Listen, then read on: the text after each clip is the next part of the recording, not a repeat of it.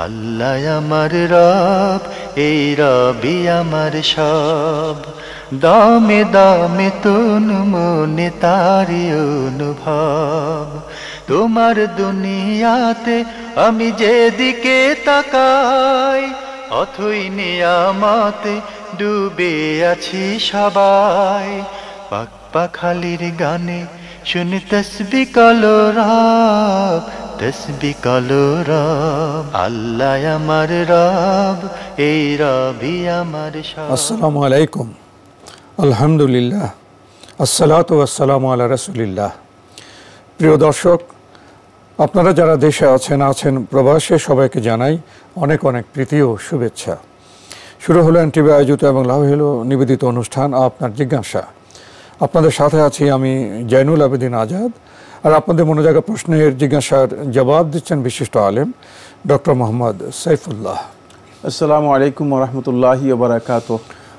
প্রিয় দর্শক, চলুন তাহলে জিজ্ঞাসার জগতে। শুরুতে একটি ইমেল পাঠিয়েছেন উম্মে আবদুল্লাহ। লিখেছেন, বেদাতি বই যেমন বেহেশতি জিয়ারত, নামুল কোরআন সহ অন্যান্য বেদাতি বই যা আছে, এগুলি কি পুড়িয়ে ফেলা বা কোনো লেকের পানিতে ফেলে দেওয়া জায়েজ? যে কোনো পুরানো ইসলামিক বইও কি এরকম করা জায়েজ? হ্যাঁ, যে সমস্ত বই বেদাতি রয়েছে সেগুলো আপনি যদি মনে করেন যে বেদাতি বই যদি থাকে তাহলে বিভ্রান্তির সম্ভাবনা আছে। হয়তো আপনি পথভ্রষ্ট হয়ে যাবেন, অথবা আপনার সন্তানরা পথভ্রষ্ট হয়ে যাবে, অথবা যারা পড়বে তারা পথভ্রষ্ট হয়ে যাবে। তাহলে সেক্ষেত্রে এই ধরনের বই মানে সম্মানজনকভাবে পুড়ে ফেলতে পারেন, অথবা মাটির নিচে পুঁতে রেখে দিতে পারেন।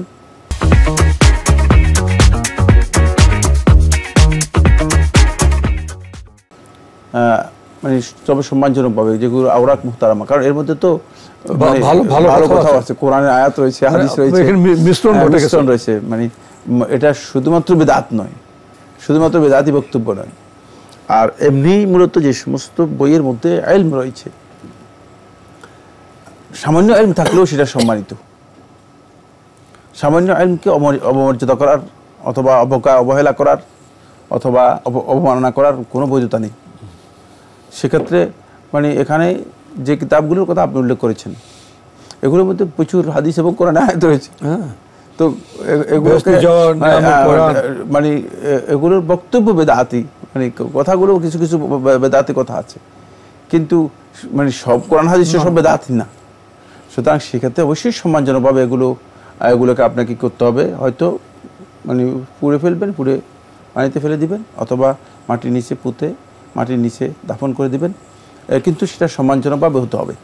মানে এটা মনে করার সুযোগ নেই যে যেহেতু বেদাতি কোরআন হাদিসও বেদাত হয়ে গেছে, মানে বই যেহেতু বেদাতি তাহলে কোরআন হাদিস যা আছে এখানে সব বেদাত হয়ে গেছে। না, ইলম যেখানে আছে, খুব ভালো করে আবার বুঝতে হবে বিষয়টি, ইলম যেখানে আছে সেটা মুহতারাম, সম্মানিত, সেটা বইও মুহতারাম। বেদাত থাকার কারণে এই বইটা পড়ার যোগ্য নয়। সেক্ষেত্রে এটা পড়ার জন্য মানুষদেরকে আপনি দিতে পারবেন না, এটাকে আপনি ক্লোজ করে দেবেন, এটা অন্যকে দিতে পারবেন না। কিন্তু এই কারণে ইলমের সামান্যতম অংশ যদি কোথাও থাকে, সেটাকে অবজ্ঞা করা এবং এই ধারণা করা যে তাচ্ছিল্য দেখানো, অবমাননা করা, এটা কোনোভাবে জায়েজ নেই। কারণ হচ্ছে তাহলে আপনি ইলমকে তাচ্ছিল্য করলেন। ইলমকে তাচ্ছিল্যকারী ব্যক্তি কোনোদিন সম্মানিত হয় না, লাঞ্ছিত হয়। প্রিয় দর্শক আরও লিখেছেন, কোনো ব্যক্তি যদি টিউশন করায় এবং পড়ানোর ফিক্সড টাইম অ্যান্ড ডেতে যদি স্টুডেন্ট পড়তে না আসে তার ব্যক্তিগত কারণে, সেক্ষেত্রে তার ওই দিনের ক্লাস যদি মেকআপ না করিয়ে দেওয়া হয় এবং বেতন গ্রহণ করা হয়, এটা কি জায়েজ আছে, যেহেতু এটা তার পার্সোনাল কারণে সে টাইম অনুযায়ী আসেনি?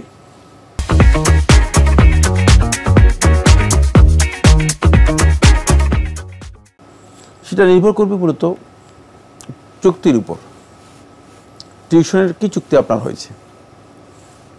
যদি আপনার টিউশনের জন্য এই চুক্তি হয় থাকে যে যদি স্টুডেন্ট মানে কোনো কারণে পড়তে না আসে, তার নিজের কারণে, তাহলে আপনি আসবেন, তাহলে আপনাকে পে করতে হবে। তাহলে ওই চুক্তিতে আপনি মানে নিতে পারবেন। কিন্তু যদি এমন হয় যে সুনির্দিষ্টভাবে বলে দেওয়া আছে যে এখানে 10টা ক্লাস করবেন বা 20টা ক্লাস করবেন, এই 20 ক্লাস যেহেতু কন্ট্রাক্ট হয়েছে, সে স্টুডেন্ট যদি না আসে তাহলে 20 ক্লাসে আপনাকে কি করতে হবে, পূরণ করে দিতে হবে। দেখুন তো একটা বিষয় চলে আসে, উনি তো 20টা ক্লাস করাবেন, ক্লাসের সময়সূচি দিয়েছেন, উনি এসছেন, উনি সময় দিয়েছেন, এসছেন, কিন্তু ছাত্র আসেনি, সময় নষ্ট হলো। সময় নষ্ট হয়েছে কোনো সন্দেহ নেই, কিন্তু ক্লাস তো পূরণ করতে পারেন নাই, যেহেতু কন্ট্রাক্ট হয়েছে ক্লাস, সেক্ষেত্রে স্পষ্ট থাকতে হবে। হ্যাঁ, স্পষ্ট থাকতে হবে, সেক্ষেত্রে অবশ্যই স্পষ্ট থাকতে হবে, কারণ এটা নির্ভর করছে চুক্তির উপর। যেহেতু ক্লাস তাকে পূরণ করে দিতে হবে 20টি, পরবর্তীতে হয়তো নেগোশিয়েট করতে পারবেন, যে কারণ এগুলো তো চুক্তি, এটা এমন কোনো বিষয় না যে মানে এখানে একটা বিষয় সবচেয়ে গুরুত্বপূর্ণ, সেটা হলো আপনি দেখবেন যে আদৌ আপনি অন্যায়ভাবে তার কাছ থেকে কিছু নিচ্ছেন কিনা, সেটাই, এটা হলো বিধান। আপনার ইন্টেনশনটা কি, ইন্টেনশনটা কি? ওয়ালা তাকুলু আমওয়ালাকুম বাইনাকুম বিল বাতিল, তোমরা তোমাদের পরস্পরের সম্পদ তোমরা বক্ষণ করো না অন্যায়ভাবে। অন্যায়ভাবে আপনি যদি অন্যায়ভাবে বক্ষণ না করে থাকেন, আর এটা দিতে গিয়ে যদি স্টুডেন্ট বলে যে না স্যার আমি তো পড়ি নাই, আমি তো ক্লাস তো করি নাই, আপনি কেন আমার কাছে টাকা নিচ্ছেন, তাহলে অবশ্যই সেখানে নেগোশিয়েট করতে হবে। অন্যায়ভাবে আপনার জন্য বৈধ হবে না, আপনি টাকা নেবেন। কিন্তু যদি স্টুডেন্ট বলে যে না ঠিক আছে, আমি আমার ত্রুটির কারণে আমি আসতে পারিনি, চুক্তি সেরকমই ছিল, চুক্তি যেভাবে ছিল সেখানে যদি আপনি টাকা নেন, তাহলে এটা আপনার জন্য হালাল হবে, হারাম হবে না। আমরা জানলাম বিষয়টি সম্পর্কে। প্রিয় দর্শক, আরও লিখেছেন, বাসায় রাতে ডিম লাইট ডাইনিং রুমে জ্বালিয়ে রাখা কি জায়েজ আছে, নাকি এটা অপচয় বা হারাম? এটা আসলে নির্ভর করছে, যদি মানে রাত্রে কোনো প্রয়োজন হয়, যেমন হয়তো কেউ উঠতে হয়, অথবা স্বাভাবিকভাবে কেউ ভয় পায়, মানে অনেক যখন নিকষ অন্ধকার হয়, মানুষের মধ্যে অনেকের মধ্যে ভীতি কাজ করে, অনেকে উঠে পানি খেতে যায়। হ্যাঁ, মানুষের মানে মানসিক বিষয়গুলো বিভিন্ন মাত্রার আছে। সেই কারণ যদি হয় তাহলে ডিম লাইট জ্বালানো জায়েজ। তবে সুন্নাহ হচ্ছে সেটা হলো রাসূলুল্লাহ সাল্লাল্লাহু আলাইহি ওয়াসাল্লাম খুবই সুস্পষ্ট নির্দেশ দিয়েছেন, আতফিউ সুরুজাকুম, তোমরা তোমাদের লাইটগুলো, তোমরা তোমাদের বাতিগুলো সবগুলো বন্ধ করে দাও। রাত্রির বেলায় বন্ধ করে দিতে কেন বলেছেন আল্লাহ নবী সাল্লাল্লাহু আলাইহি ওয়াসাল্লাম? কারণ হচ্ছে তখনকার সময় মানে শয়তান ইঁদুরের মানে সুরত ধরে এসে ওই বস্তুর মধ্যে আগুন লাগিয়ে দেয়, পরে মানুষ ক্ষতিগ্রস্ত হয়ে যায়।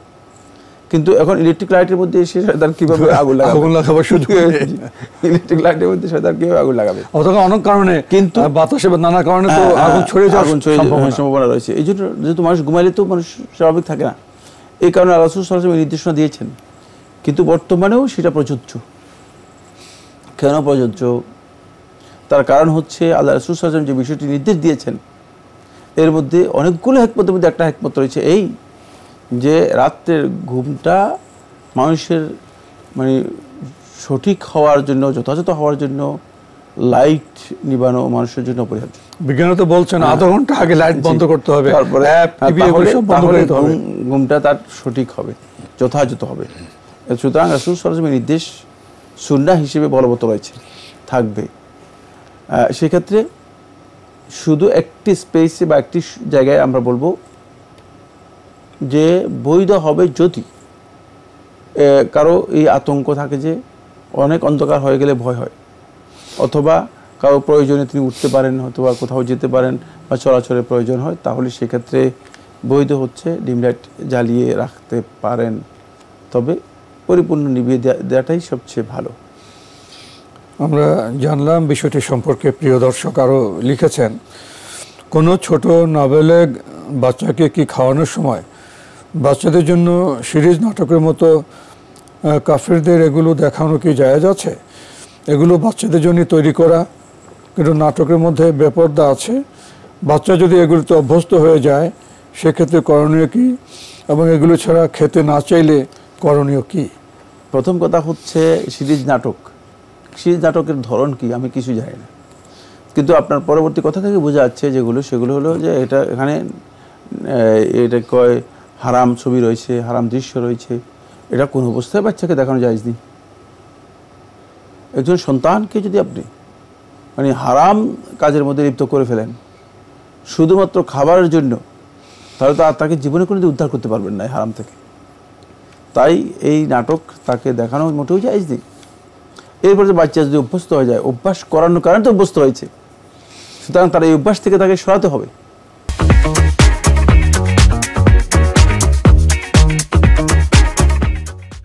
এটা আপনার দায়িত্ব, কিভাবে সরাবেন সেভাবেই সরাতে হবে। প্রয়োজনে বাচ্চাকে এর জন্য আপনাকে শৃঙ্খলায় আনতে হবে, এবং আপনি মানে খাবারের ক্ষেত্রে প্রয়োজনে মানে কঠোরতা অবলম্বন করতে হবে। কারণ কোনোভাবেই হারাম কাজের মাধ্যমে সন্তানকে হারাম কাজে লিপ্ত করে তাকে খাওয়ানোর জন্য প্রলুব্ধ করা, খাওয়ানোর জন্য চেষ্টা করানো, এই কাজগুলো মোটেও শুদ্ধ নয়।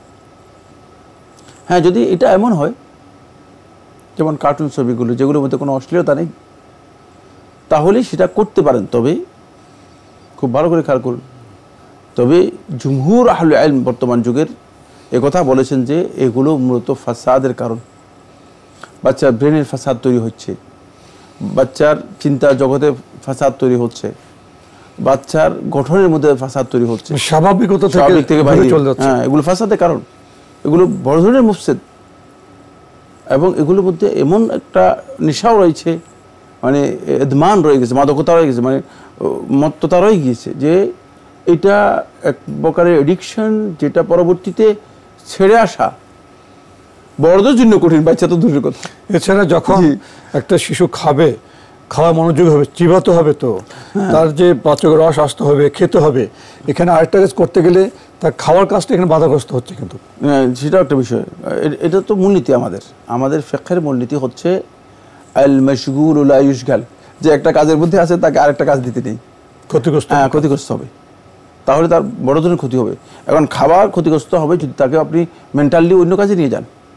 আর এটা তো মেন্টালি মানসিকভাবে সবভাবে তো এখানে তো কেন্দ্রীভূত হতে হবে। হ্যাঁ, খাবারটা তাকে অবশ্যই করতে হবে, কারণ মেন্টালি এটা তো মূলত মেন্টালি তাকে আসলে খাবার বাইরে নিয়ে যাওয়া হচ্ছে। মানে ফলে সে খাবারের যেই স্বাদ সেটাও হবে না, মনোযোগ সেটাও হবে না, তারপরে খাবারটাকে যেভাবে সে কনজিউম করা দরকার সেটা করতে পারবে না। সুতরাং এই ক্ষেত্রে মোটেও এটা মানে উচিত নয় যে মানে এই কাজ এভাবে করা সঠিক হতে পারে, এবং এটা সুন্নাহ পরিপন্থী কাজ। আর যদি অশ্লীল বিষয় থাকলে ইসলামে হারাম, যেহেতু ইসলাম অশ্লীলতাকে হারাম করেছে।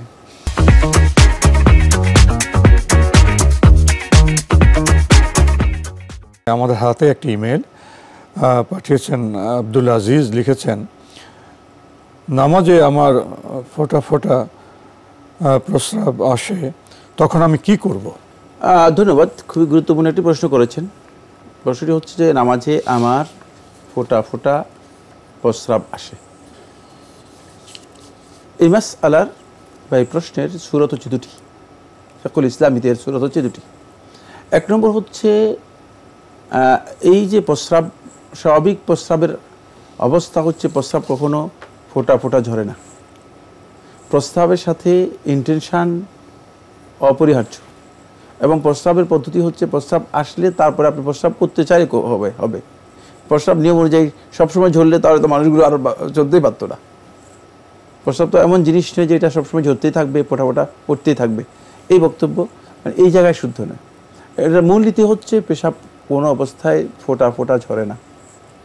এখন আপনি বলছেন সালাতের মধ্যে আমার ফোঁটা ফোঁটা প্রস্রাব আসে, তাহলে বোঝা যাচ্ছে যে এটা রোগ। প্রথম মাসআলা হচ্ছে বোঝা যাচ্ছে যে এটা রোগ, কারণ স্বাভাবিক তো এমন নয়, স্বাভাবিক অবস্থা এমন নয় যে ফোঁটা ফোঁটা পেশাব আসতে পারে। তাহলে আপনার একটা রোগ দেখা দিয়েছে, পেশাব ঝরার রোগ। যদি আপনার এই রোগটা দেখা দেয়, পেশাব ঝরার রোগ, তাহলে আপনি সালাত কন্টিনিউ করবেন, আপনার সালাত চলতেই থাকবে, পেশাব পড়লেও কোনো অসুবিধা নেই। সেক্ষেত্রে আপনাকে আর কিছুই করতে হবে না। যদি নিশ্চিত হন তাহলে আপনি চেষ্টা করবেন যে পেশাব মানে যাতে করে আপনার কাপড় চোপড়ে না লাগে, তাহলে সেই জন্য সে ধরনের ব্যবস্থা গ্রহণ করা। যদি 100% নিশ্চিত হন, কারণ এটা একটা রোগ। তো রোগ হলে আপনি উজু করে সালাত শুরু করবেন, তারপরে সালাত আদায় করতে পারবেন। এই ওয়াক্তে সালাত সব আদায় করতে এক অজুতে এক ওয়াক্তে সালাত আদায় করতে পারবেন। আপনার সালাত কন্টিনিউ করতে পেশাব ফোঁটা পড়লে কোনো পেশাব পড়তেই থাকবে, কোনো অসুবিধা নেই, পেশাব পড়তেই থাকবে, কারণ হচ্ছে এটা রোগ হয়ে গিয়েছে, স্বাভাবিক নিয়মের বাইরে চলে গিয়েছে। ওজর ইসলামের ওজরের পদ্ধতি হচ্ছে এই যে লা উজুবা মা আল উযর, এটা হচ্ছে মূল কায়দা আমাদের কাছে ফিকহুল ইসলামীতে, মূল কায়দা আল কায়দা আল মুকাররারা লাদাল ফুকাহা, ফকিদের কাছে সবচেয়ে মানে গ্রহণযোগ্য বক্তব্য হচ্ছে লা উজুবা মা আল উযর। যদি ওজর দেখা দেয় তাহলে এখানে কোনো ওয়াজিব নেই, অব্লিগেশন নেই, হয় আর কিছু মানে ওয়াজিব ধরার কোনো সুযোগ, সেটা সহজ করে দেওয়া, সহজ হয়ে গেছে, তখন সহজ। এই মাসআলার বা এই প্রশ্নের দ্বিতীয় উদাহরণ হচ্ছে, দ্বিতীয় বিষয় হচ্ছে যেটা, সেটা হলো আপনার প্রস্রাব ফোঁটা আসে না, কিন্তু আপনার মনের মধ্যে ফোঁটা প্রস্রাব আসের ওয়াসওয়াসা তৈরি হয়েছে, মনে হচ্ছে যেন মানে ফোঁটা প্রস্রাব মানে বের হচ্ছে, আসলে কিন্তু আসে না, মানে আপনি এই ওয়াসওয়াসার রোগে আক্রান্ত হয়ে গেছেন। মানসিক কারণে না, এটা মানসিক কারণে হতে পারে, শয়তানের কারণে হতে পারে। এই ওয়াসওয়াসা রোগের ভিন্ন মাসালা, অনেক লম্বা মানে বিষয়, আরেকটি সাইড।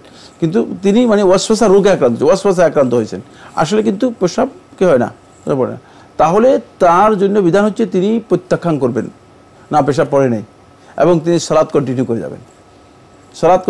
যাবেন। তাহলেও তিনি কি করবেন, সালাত কন্টিনিউ করে যাবেন, আপনার সালাত হয়ে যাবে। তাহলে আপনাকে আর উজু করতে হবে না, কাপড় পরিবর্তন করতে হবে না, দ্বিতীয়বার বাসায় যেতে হবে না, কিছু করতে হবে না, কারণ এটা আপনার একটা ওয়াসওয়াসা রোগে আপনি আক্রান্ত হয়েছেন, মানসিক একটা ওয়াসওয়াসা রোগে আক্রান্ত হয়েছেন, ফলে আপনার মনে হচ্ছে যেন আপনার প্রস্রাব ফোঁটা আসতেছে না, কারণ প্রস্রাব ফোঁটা আসার এই ওয়াসওয়াসা যদি কোনো ব্যক্তি দেখা দেয় তাহলে তিনি সেটাকে উপাখ্যান করবেন, বাদ দেবেন, ধরবেন না, এটা ধর্তব্য নয়, তারপরে তিনি সালাত কন্টিনিউ করবেন উপেক্ষা করে। জি, আমরা খুবই গুরুত্বপূর্ণ বিষয়ে অবগত হলাম। প্রিয় দর্শক, আরও একটি ইমেল পাঠিয়েছেন উম্মে আবদুল্লাহ। আপনি লিখেছেন, কোনো ব্যক্তির সাথে যদি হারাম কোনো ট্রানজ্যাকশনের চুক্তি হয় এবং পরে যদি সেই ব্যক্তিকে আমি টাকা না দিই, তার সেই হারাম কাজটা করার জন্য এটা কি গুনাহ হবে বা তার হক মেরে খাওয়া হিসেব হবে? মানে হারাম চুক্তি হচ্ছে কোন ধরনের চুক্তি, কিসের বিষয়, কোনো ব্যক্তির সাথে কোনো একটা হারাম মানে অস্পষ্ট বিষয় উল্লেখ করলে সুনির্দিষ্ট হবে। তাহলে আমরা এই প্রশ্নটা এড়িয়ে যাই। অবশ্যই এড়িয়ে যেতে হবে, কারণ হচ্ছে চুক্তি হয়েছে কি আদৌ কি লেনদেনের চুক্তি হয়েছে না কি রকম, এটা তো অস্পষ্ট, যে অস্পষ্ট। জি, শেষে আপনি লিখেছেন, একজন ব্যক্তি আমার আসল এনআইডি কার্ডের এক্সাক্ট দোকান থেকে বানিয়ে নিয়ে আসে, 2000 টাকার বিনিময়ে দেখে মনে হবে আসল, এমন ক্ষেত্রে কি তার 2000 টাকা দেওয়া জরুরি? হ্যাঁ, যদি চুক্তি হয়ে 2000 টাকা দিতে হবে, চুক্তি হলে 2000 টাকা দিতে হবে। এখন সে যদি এটাকে মানে ফটোকপি করে প্রতারণামূলক কাজটা আপনি দুজনেই জড়িত ছিলেন, হ্যাঁ, আপনার আসলটা একজ্যাক্ট বানিয়ে দিবে, হ্যাঁ, এটা প্রতারণার কাজ নেই, তো এতে প্রতারণার কিছুই নেই, কারণ হচ্ছে আসল যেটা আছে সেটাকে কপি করা ইসলামে হারাম নয়, নিষিদ্ধ নয়, বুঝতে পেরেছেন? আপনি যখন দেখাবেন আপনি কি বলবেন যে এটা আমার আসল নয়, আপনার কাছে কি এটা যাচ্ছে মানুষ, না, এটা জায়েজ, এটাকে কপি করা জায়েজ, এনআইডি কার্ডকে কপি করতে পারবে না, জায়েজ নয়। জি, কিন্তু চুক্তি হয়েছে, টাকাটা দিতে হবে। হ্যাঁ, চুক্তি হয়েছে এই কাজের জন্য, তো কাজটাও জায়েজ। এটা হলো যেমন ফটোকপি করা, আমাকে যদি বলে যে ভাই আপনি 10 পৃষ্ঠা আমার ফটোকপি করে দেন, আমি এটা করতে পারবো, এটা হারাম। এখানে একটা বিষয় হলো, আমরা তো প্রায়শই এনআইডি কার্ডের আমরা একটা ফটোকপি করি, কালার ফটোকপি করি, এটা নিজের সাথে রাখি, কিন্তু উনি যেটা বলছেন যে একটা এনআইডি কার্ডের ফটোকপি করতে তো নর্মালি ব্ল্যাক অ্যান্ড হোয়াইট 2-4 টাকা, কালার করলে হয়তো 10-20 টাকা লাগতে পারে, এখানে 2000 টাকা বিনিময়ে ওই এনআইডি কার্ডটার একজ্যাক্ট মনে হবে যে এটা আসল কার্ড, এখানে বোধ একটু আসল করতে হলে তাহলে তো অবশ্যই ফটোকপি সে, হ্যাঁ, আবার 2000 টাকা, ওই কাজের তো 10 টাকা দিত, 2000 টাকা। হ্যাঁ, বোঝা যাচ্ছে যে সে এটা আসল না, কিন্তু আসলের মতোই করে নিয়েছে কোনো না কোনো ভাবে। যদি সেটা প্রতারণার মাধ্যমে না করে থাকে তাহলে সে গুনাহগার হবে না, আর যদি প্রতারণার মাধ্যমে করে থাকে সে নিজে গুনাহগার হবে। কিন্তু আপনি যেহেতু চুক্তি করেছেন তাকে আমার কার্ডটা করে দেন, টাকা দিতে হবে, আপনাকে টাকা দিতে হবে। জি, আমরা জানলাম বিষয়টি সম্পর্কে। প্রিয় দর্শক, আরও একটি ইমেল, দীর্ঘ ইমেল, এই ইমেলটি পাঠিয়েছেন ফাহিম চৌধুরী, খিলগাঁও, ঢাকা থেকে। আমরা একবার শেষের দিকে আপনি লিখেছেন, অনেক সময় আমরা কোরআনের কোনো এক বা একাধিক আয়াতের সরল বাংলা ফেসবুকে পোস্ট করে থাকি, উদ্দেশ্য মানুষকে সচেতন করা।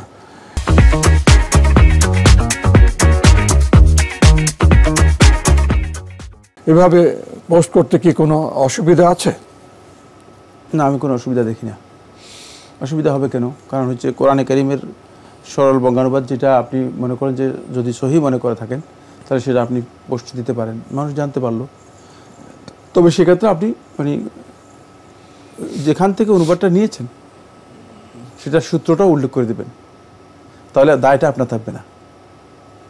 এখানে যদি ভুলও থাকে, সেই দায়টা আপনার উপর থাকবে না, কারণ আপনি এই সূত্র থেকে নিয়েছেন, এটা মানুষ বুঝতে পারবে। এটা সবচেয়ে উত্তম। কারণ আপনি নিজের পক্ষ থেকে যদি প্রচার করেন আর যদি সেখানে ভুল থেকে যায়, তাহলে পরিপূর্ণ দায়টা আপনার দিকে পড়তে হবে। আপনি আরেক জায়গা থেকে নিয়েছেন, কিন্তু আপনি ভুল নাকি শুদ্ধ সেটা তো বুঝতে হবে। অনেক ভাই বন্ধু আছেন যে কোরআনের আয়াত দিয়ে দেন, কিন্তু দেখা যাচ্ছে যে কোরআন আয়াতের যে অর্থ দিয়েছেন সেই অর্থ গলত, ভুল। মানে সেটা যিনি অনুবাদ করেছেন তিনি ভুল অনুবাদ করেছেন। এই জন্য বলে দিয়েছি, যদি কোথাও থেকে দেন, চেষ্টা করবে নির্ভরযোগ্য সোর্স থেকে সেটা দেওয়ার জন্য। যদি নির্ভরযোগ্য সোর্স থেকে দিতে না পারেন, আপনার কাছে মনে হয় যেন ভালো, তাহলে সেক্ষেত্রে সোর্স কোথায় থেকে দিয়েছেন উল্লেখ করে দেন। তাহলে আপনার দায়িত্ব, আপনি আর এটার দায়িত্ব নিলেন না, যার বই থেকে নিয়েছেন তার দিকেই সেটাকে কী করে দিলেন, সম্পৃক্ত করে দিলেন, যে মানে এই বই থেকেই নিয়েছি, তিনি এর দায়িত্ব বহন করবেন। সূত্র উল্লেখ করতে হবে। তো আজকে আমাদের এখানেই শেষ করতে হচ্ছে। আপনাকে অনেক ধন্যবাদ। আপনাকে অনেক ধন্যবাদ। প্রিয় দর্শক, আমরা দেখছিলাম এনটিভি আয়োজিত এবং লাভ হ্যালো নিবেদিত অনুষ্ঠান আপনার জিজ্ঞাসা। আমাদের এই অনুষ্ঠান আপনারা এনটিভি অনলাইনেও দেখতে পারবেন, ভিজিট করুন www.ntvbd.com। এছাড়া ইউটিউব এবং আমাদের ভেরিফাইড ফেসবুক পেজে অনুষ্ঠান দেখতে পারবেন। প্রিয় দর্শক, আমরা তো দাওয়াতের কাজ করে থাকি। আমাদের আজকে যে ভাই শেষে প্রশ্ন করলেন, সরল বাংলা ফেসবুকে পোস্ট করতে থাকেন, তবে আমরা এখানে জানলাম যে সেই বই থেকে নেওয়া উচিত এবং সূত্র উল্লেখ করা উচিত, তাহলে হয়তো আমরা দায় থেকে মুক্ত হতে পারবো। এ বিষয়ে আমাদের আরও অনেক সচেতনতা প্রয়োজন। চিঠি লিখুন, প্রশ্ন পাঠান আমাদের ঠিকানায়। পরিচালক আপনার জিজ্ঞাসা, এনটিভি, বিএসসিসি ভবন, ৭ম তলা, ১০২ কাজী নজরুল ইসলাম অ্যাভিনিউ, কারওয়ান বাজার, ঢাকা ১২১৫। ইমেল অ্যাড্রেস আপনার জিজ্ঞাসা @ntvbd.com। মহান আল্লাহ আমাদের সবাইকে নিরাপদে রাখুন, রাখুন শান্তিতে। আসসালামু আলাইকুম। আল্লাহ আমার রব, এই রবি আমার সব, দামে দামে তুন মনে তারি অনুভব। তোমার দুনিয়াতে আমি যেদিকে তাকাই, অথই নিয়ামতে ডুবে আছি সবাই। পাক পাখালির গানে শুনি তসবি কলরব, তসবি কলরব। আল্লাহ আমার রব, এই রবি আমার সব।